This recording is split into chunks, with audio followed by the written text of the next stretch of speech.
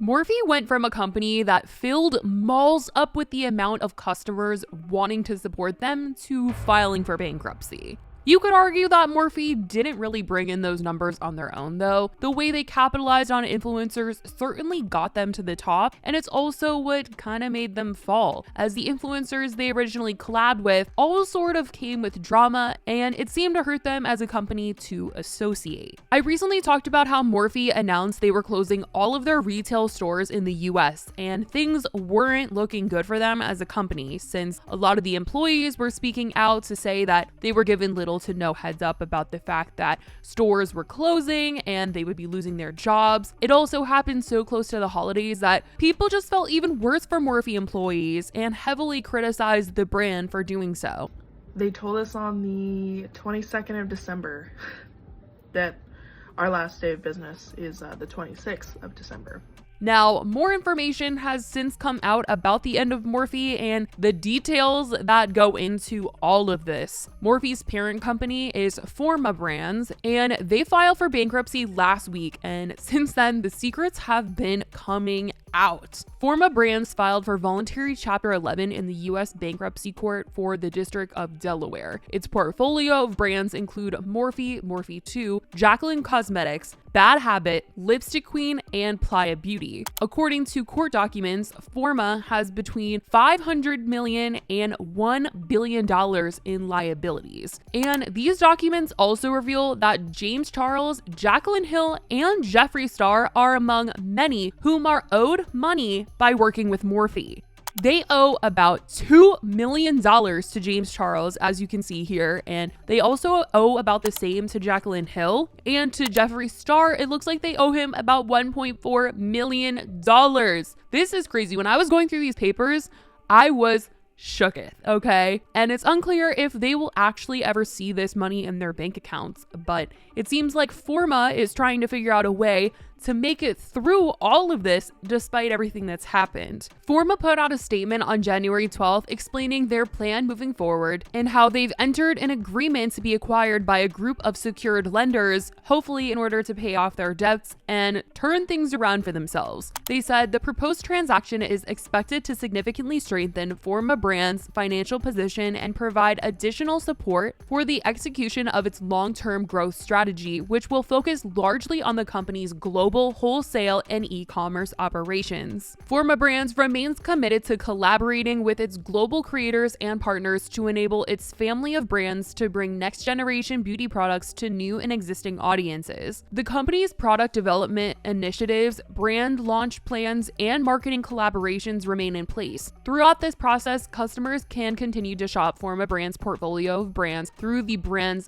online platforms, at leading specialty retailers, and through the company's international Morphe retail stores. As documents have been released to the public about Forma, shocking facts have been brought to light about how much each company under Forma was on track to make and the amounts they actually made. And specifically for Morphe, reports claim Morphe's revenue for 2021 was $295 million, down from about $500 million cited in media reports in 2019. Jaclyn Cosmetics was the only Forma brand that came close to hitting revenue projections with $18.2 million in sales.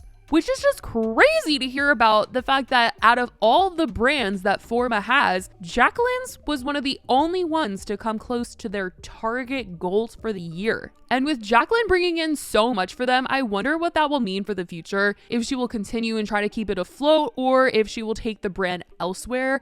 I'm really not sure if she could even do that, but I know that she's worked very closely with Morphe throughout the years. I mean, so much so, she was working so close with Morphe that they obviously helped her in developing her own company, Jaclyn Cosmetics, so I feel like she'll probably stick it out. But that little tidbit of information, hearing about how successful her brand really has been and how consistent it's been, is wild. Now, I also want to say that Chapter 11 bankruptcy, which is what Forma has filed for, is also known as reorganization bankruptcy, which allows the company to continue to operate and attempt to make a comeback. So technically, this isn't the last we will be hearing of any of these brands, but there is one brand Forma had to sever ties with throughout all of this, and that is Ariana Grande's REM beauty brand. The cosmetic company was never owned by Forma. They just had a retail partnership, and as a result of all of this, they've decided to go their separate ways. And now there's actually rumors that REM will be available in Sephora sometime soon, as some people have spotted displays in Sephora stores that have REM in the stores. And with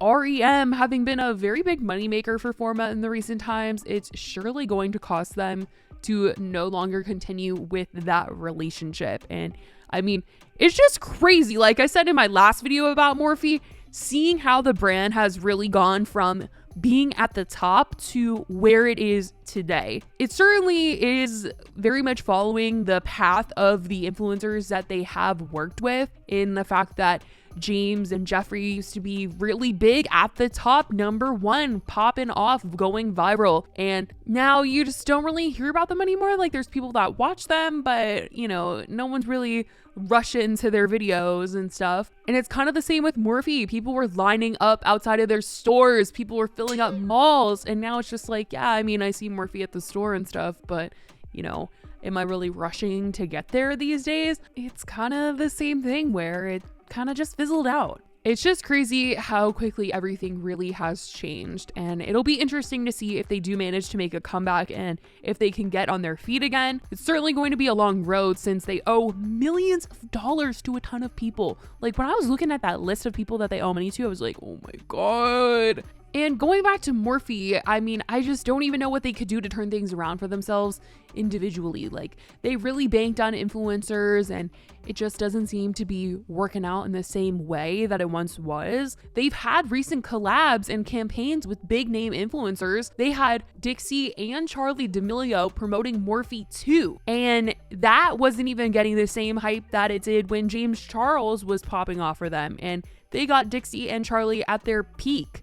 So I'm just like, I don't know what could, you know, help them out these days. I think the whole industry has just changed so much over the years, and it's hard in general to come up with new ways to get people excited about makeup again. I think the pandemic really changed a lot for everybody, and it's not that people aren't interested in makeup anymore, because they are. I just feel like doing a natural look is very in right now. People aren't trying to buy like 12 eyeshadow palettes every other week, and that's exactly kind of what it felt like when James Charles and Jeffree and everyone was promoting makeup. It was a new palette every single week, and you were wanting it. You were wanting to buy it. But now, not in this economy. We're not about to go get a palette every single other week. It's just not realistic, and it's not interesting to people anymore. People are also really into just seeing someone on TikTok use a product and say, hey, I love this. And they're not making commission, and they don't have a promo code. They're genuinely talking about it because they like it. People are more inclined to buy something from somebody who has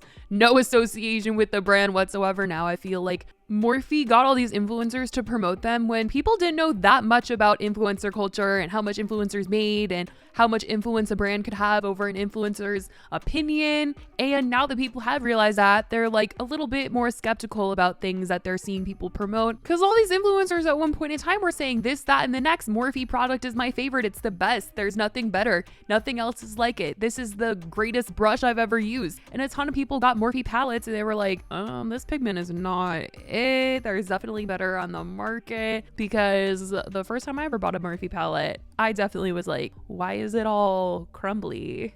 These influencers sold Morphe and had people believing that this was a top tier brand, and I think people have just opened their eyes a bit over the years. And if over time products are not living up to the hype, people are going to take note of that. They're going to remember that, and that's going to be the new reputation. So using influencers to help their brand grow certainly was the move a couple years ago, but in the more recent times, it's been on them to keep up that hype and keep people wanting more of their products, and that clearly just hasn't been happening. I don't know what Morphe can do going forward that's going to switch things up and get people excited, but I definitely want to know what you guys think about all of this that's going on with Morphe and their parent company Forma. And I certainly want to know what you guys think about James, Jeffree, and Jaclyn being owed money. Do you guys think that they'll ever see that money? Let me know in the comments below. I love you guys so much, and I'll talk to you in the next video. Bye, guys.